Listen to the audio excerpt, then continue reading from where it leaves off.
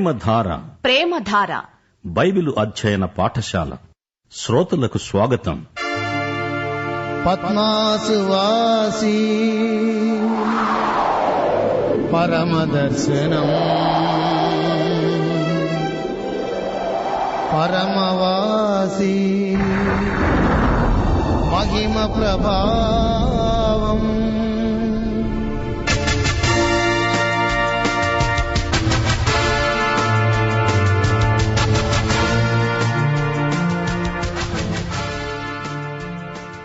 ఈ భూలోకంలో గాని భూమి క్రింది భాగంలో గాని చివరికి పరలోకంలో సైతం ఏ ఒక్కరూ చేయలేని ఒక గొప్ప పనిని ఒక ఆయన చేయగలిగాడు.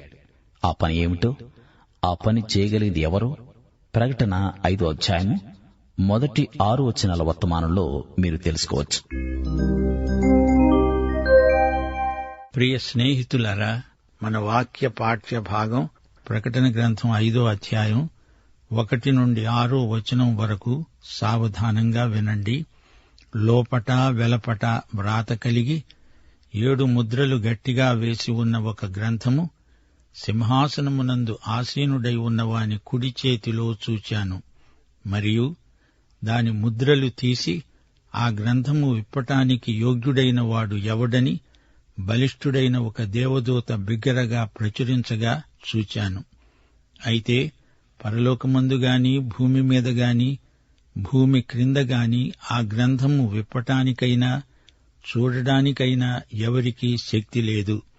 ఆ గ్రంథము విప్పటానికైనా చూడడానికైనా యోగ్యుడెవడూ కనపడనందున నేను బహుగా ఏడుస్తూ ఉండగా ఆ పెద్దలలో ఒకడు, ఏడవకు, ఇదిగో దావీదుకు చిగురైన యూదాగోత్రపు సింహము 7 ముద్రలను తీసి ఆ గ్రంథము విప్పటానికి జయము పొందాడు అని నాతో చెప్పాడు.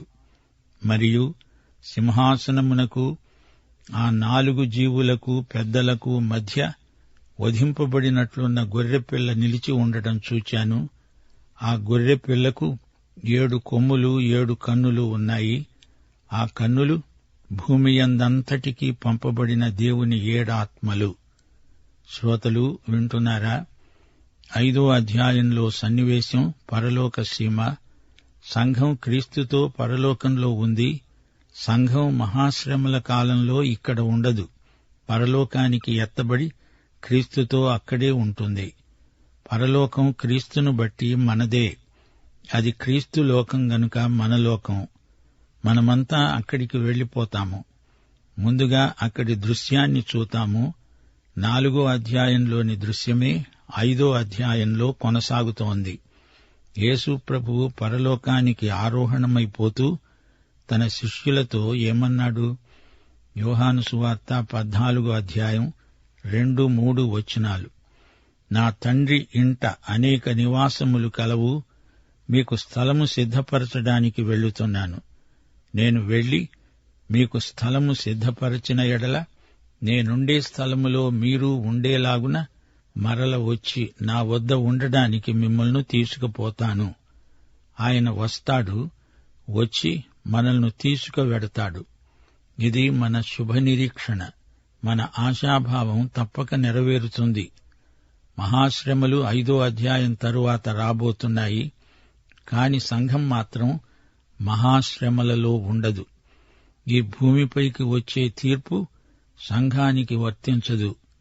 4వ అధ్యాయంలో కేంద్రంలో సింహాసనముంది. 5వ అధ్యాయంలో సింహము గొర్రెపిల్ల కేంద్రంలో ఉన్నాయి. సింహమన్నా గొర్రెపిల్ల అన్నా క్రీస్తే. దేవుని గొర్రెపిల్ల అయిన క్రీస్తు సింహాసనం మీద ఉన్నాడు. ఆయన రాజు, రక్షకుడు. జరగబోయే సంఘటనలన్నీ జరిగించేవాడు క్రీస్తే. ఆయనే కర్త, కర్తృత్వం ఆయనదే. అందుకే ఈ 5వ అధ్యాయాన్ని జాగ్రత్తగా మా శ్రోతలు వింటారని ఆశిస్తాము. సింహాసనాసీనుడు తన కుడిచేత ఒక పుస్తకం పట్టుకొని ఉన్నాడు. ఆ గ్రంథానికి లోపట వెలపట అంతా రాయబడి ఉంది. ఆ గ్రంథానికి 7 ముద్రలు గట్టిగా వేసి ఉన్నాయి. గ్రంథం అంటే అధికార పత్రం. 4వ అధ్యాయానికి ఇది కొనసాగింపు. అదే అంశం, అదే దృశ్యం, అదే సన్నివేశం. యోహాను చూస్తున్నాడు. దీనికి యోహాను ప్రత్యక్ష సాక్షి. యోహాను చూచాడు, విన్నాడు. చూడాలి, వినాలి, రుచి చూడాలి, వాసన చూడాలి, వాక్యాన్ని మన పంచేంద్రియాలతో అనుభవించాలి. ప్రకటన గ్రంథంలో అగ్నిగంధకాలు కురుస్తాయి. వాటి వాసన కూడా మనం చూడగలుగుతాము. పరిశుద్ధాత్మ వాక్య అక్షరంలోని ప్రత్యక్షాన్ని మన అనుభవంలోకి తెస్తాడు. దేవునికి స్తోత్రం. రోమా ప్రభుత్వ చట్టం ప్రకారం వీలునామా దస్తావేజులపై ముద్రలు వేస్తారు. అవి 7 ముద్రలు. అయితే ప్రకటన గ్రంథంలోని 7 అంకెకు ఆధ్యాత్మికమైన అర్థముంది. 7 సంపూర్ణమైన అంకె. ఆ పుస్తకం పూర్తిగా మూయబడింది, ముద్ర వేయబడింది. యిర్మీయా 32 అధ్యాయం 6 నుండి 15 వచనం వరకు క్రయ దస్తావేజు పేర్కొనబడింది. యిర్మీయా క్రయపత్రం రాశాడు, ముద్ర వేశాడు. ముద్రగల విడుదల కైకోలును ఒడంబడికను తీసుకున్నాడు. ఈ క్రయపత్రాన్ని ఒక మట్టి కుండలో దాచిపెట్టాడు. ఇశ్రాయేలు చెరలోకి పోతున్నారు. వారు తిరిగి వస్తారు.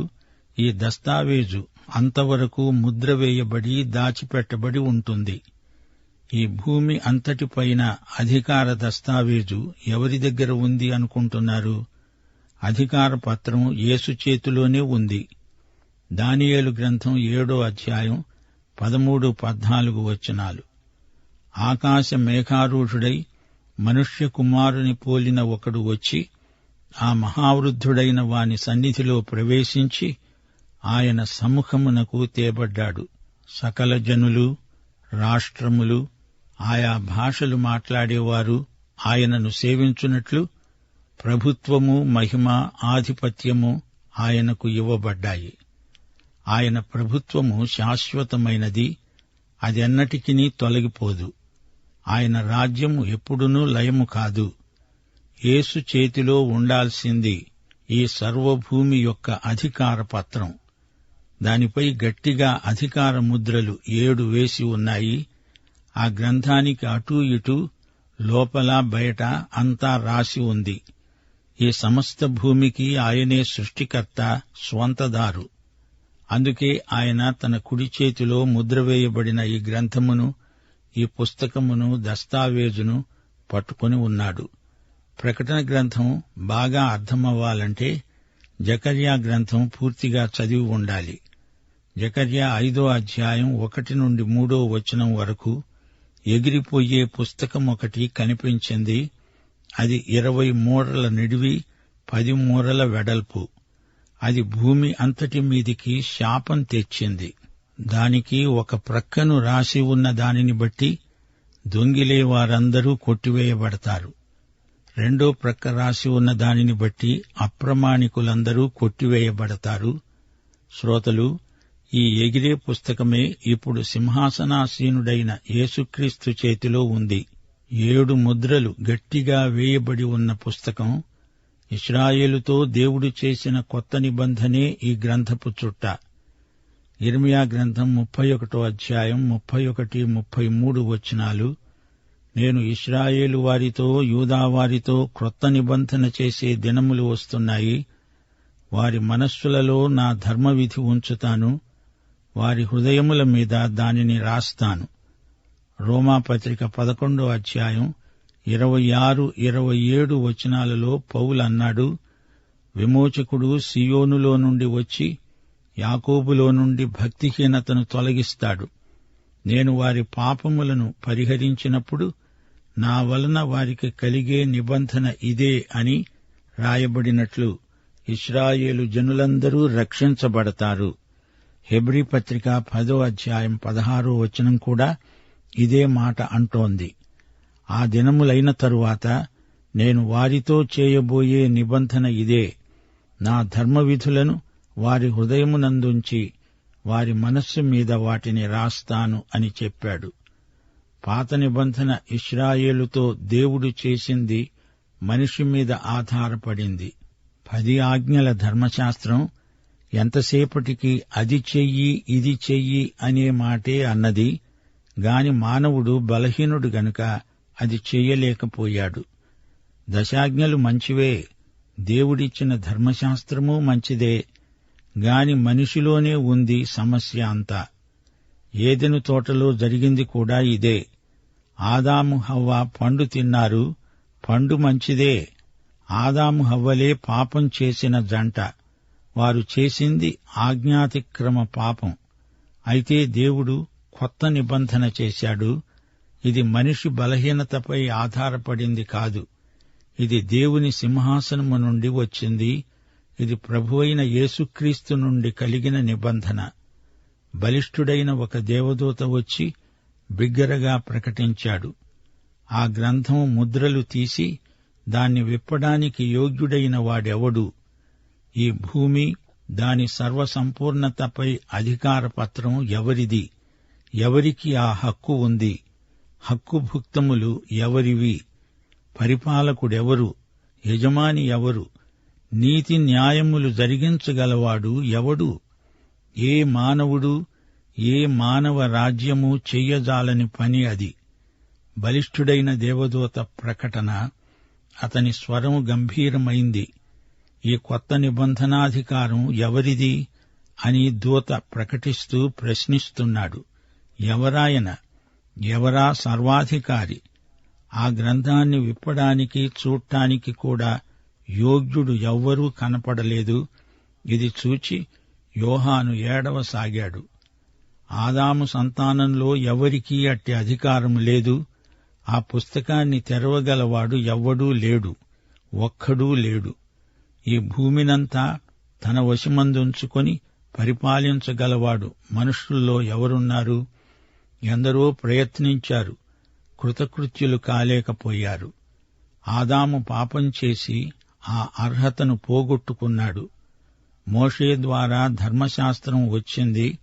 అయితే అతడు కూడా దానిని అతిక్రమించిన వాడే. దావీదు అలాంటివాడే. అతడు అయోగ్యుడే.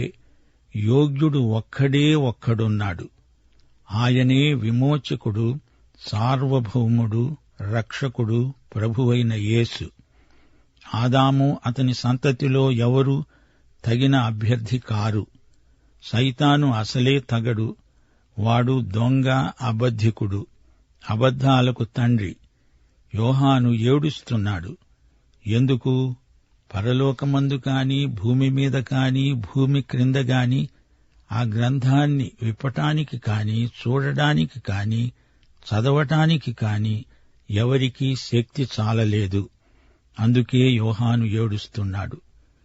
యోహానుకు ప్రవచనాలంటే ఎంతో ఆసక్తి, పవిత్రమైన ఉత్కంఠ.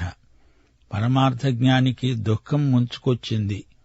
దేవదూతలు కూడా తొంగి చూడడానికి సాహసించరు. అలాంటి ప్రవచన రహస్యాలను గురించిన ఆసక్తి అతణ్ణి అట్టిట్టు చేసింది. యోహాను ఈ లోకంలో పుట్టి పెరిగినవాడు.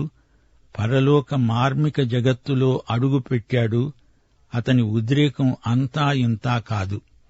యోహాను కన్నీటితో రాయబడిన గ్రంథమిది, ప్రకటన గ్రంథం. అయ్యో, ఈ భూమి గతి ఇంతేనా? దీనికి విడుదల లేదా? క్షయాధీన దాస్యము నుండి దీనికి విముక్తి లేదా? ఈ భూమి యొక్క భవితవ్యం శూన్యమేనా అంటూ యోహాను ఏడుస్తున్నాడు. రోమాపత్రిక 8వ అధ్యాయం 23వ వచనంలో పౌలన్నాడు, సృష్టి యావత్తు ఇదివరకు ఏకగ్రీవముగా మూలుగుతూ ప్రసవ వేదన పడుతోంది. అంతేకాదు, ఆత్మ యొక్క ప్రథమ ఫలముల నొందిన మనము కూడా దత్తపుత్రత్వము కొరకు, అనగా మన దేహము యొక్క విమోచన కొరకు కనిపెడుతూ మనలో మనం మూలుగుతున్నాము. ఈ సృష్టికి విమోచన లేదా? ఇది ఇలా నశించాల్సిందేనా? ఈ చిక్కుముడి ఎవరు విప్పుతారు? ఈ ముద్ర ఎవరు తొలగిస్తారు? ఇది యోహాను ఆవేదన. ఈ ప్రశ్నకు జవాబు యేసుక్రీస్తే. అప్పుడు ఏం జరిగింది? ఆ పెద్దలలో ఒకడు వచ్చి యోహానుతో అన్నాడు, యోహాను, ఏడవకు. ఇదిగో, దావీదుకు చిగురైన యూదాగోత్రపు సింహము 7 ముద్రలను తీయగలవాడు. ఆ గ్రంథాన్ని విప్పడానికి తగిన విజేత ఆయనే. యోహాను ప్రశ్నకు పెద్దలలో ఎవరైనా జవాబివ్వగలరు. 24 పెద్దలు, దేవుని సార్వత్రిక సంఘం. యోహాను సువార్త 15:15 యేసు ప్రభువు తన వారితో అన్నాడు, దాసుడు తన యజమాని చేసే దానిని ఎరుగడు, గనుక ఇక మిమ్మును దాసులు అని పిలువక స్నేహితులు అని పిలుస్తున్నాను. ఎందుకనగా నేను నా తండ్రి వలన వినిన సంగతులన్నిటినీ మీకు తెలియచేశాను. యేసుక్రీస్తుకు మాత్రమే ఇహపరములపై సర్వాధికారమున్నది, మరెవరికీ లేదు. ఆయన నిన్ను నన్ను విమోచించడమే కాదు, ఈ సృష్టినంతటినీ విమోచించగలవాడు. ఈయన ఎవరు? యూదాగోత్రపు సింహం. వృద్ధ యాకోబు తన అవసాన కాలమందు తన 12 కుమారులను చేరబిలుచుకొని యూదాను గురించిన ప్రవచన ఆశీర్వాదం పలికాడు. అన్నాడు, ఆదికాండం 49:9-10 యూదా కొదమసింహం, నా కుమారుడా, నీవు పట్టిన దానిని తిని వచ్చావు. సింహము వలె గర్జించి ఆడు సింహము వలె అతడు కాళ్లు ముడుచుకొని పండుకున్నాడు. అతణ్ణి లేపేవాడెవడు? షిలోహు వచ్చే వరకు యూదా వద్ద నుండి రాజదండము తొలగదు, అతని కాళ్ల మధ్య నుండి రాజదండము తొలగదు. ప్రజలు అతనికి విధేయులై ఉంటారు. అవును, ప్రభువైన యేసే యూదాగోత్రపు సింహం. ఆయన దావీదు వేరు చిగురు. 2 సమూయేలు 7 దేవుడు దావీదుతో చేసిన నిబంధన ఉంది. దావీదు, నీ సంతానములో నుండి ఒక పరిపాలకుణ్ణి రప్పిస్తాను. అతడు ఈ ప్రజలనే కాదు, భూప్రజలందరినీ ఏలుతాడు. యేసు ప్రభువుకు పరిపాలించే హక్కు, అధికారము ఉన్నాయి. ఈ లోకము, ఈ భూమి, అందలి ప్రజల భవితవ్యాన్ని గురించిన ప్రవచనాలన్నిటికీ నెరవేర్పు క్రీస్తే. ఆయన రెండోసారి వస్తాడు, రాజ్యం స్థాపిస్తాడు. అప్పుడు ఈ ప్రవచనాలన్నీ నెరవేరిన ఆశీర్వచనాలవుతాయి. ఇప్పుడు ప్రకటన గ్రంథం 5:6 పరిశీలించండి. ఆ సింహాసనానికి, ఆ 4 జీవులకు, పెద్దలకు మధ్య గొర్రెపిల్ల నిలిచి ఉంది. వధింపబడినట్లున్న గొర్రెపిల్ల. ఆ గొర్రెపిల్లకు 7 కొమ్ములు, 7 కన్నులు. ఆ 7 కన్నులు దేవుని యొక్క 7 ఆత్మలు. ఈ 7 ఆత్మలు భూమియందంతటికీ పంపబడినవి. శిలువలో బలి అయిన దేవుని గొర్రెపిల్ల. యెషయా గ్రంథం 53:7 వధకు తేబడిన గొర్రెపిల్ల. యోహాను సువార్త 1:29 లోక పాపమును మోసుకపోయే దేవుని గొర్రెపిల్ల.